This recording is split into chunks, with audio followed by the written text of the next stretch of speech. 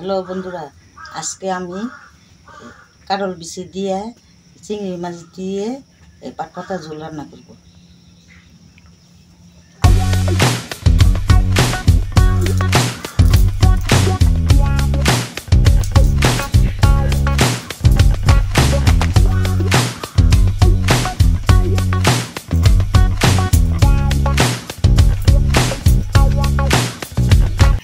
আমি পাট পাতা চিড়ে আলাদা রেখে দেবো। কারিটা হইলে কারল বিচি কারি হইলে পর উপরে চিড়াইয়া দিয়ে বলকায় নামা হলো, এইভাবে রেখে দিই। ইচ্ছা মাছের মাথা বাটতাছি পাট পাতার ঝোলে দিবার দিকে। পাট পাতার ঝোলে ইচ্ছা মাছের মাথা দিলে অনেক মজা হয় তরকারিতে।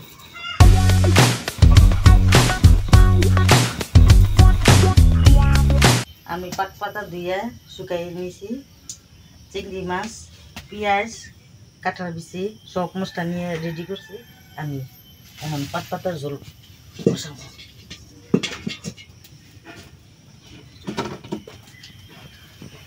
আমি তেল দিতেছি।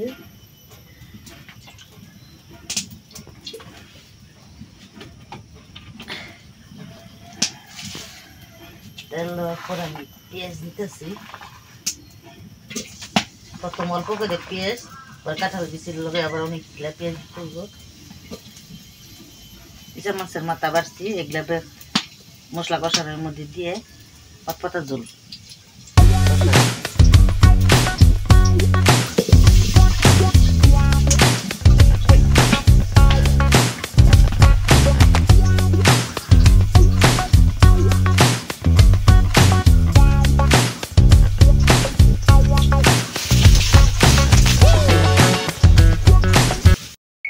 আমার তরকারি গেছে গা, আমি এখন তরকারি বাড়িতে যাচ্ছি।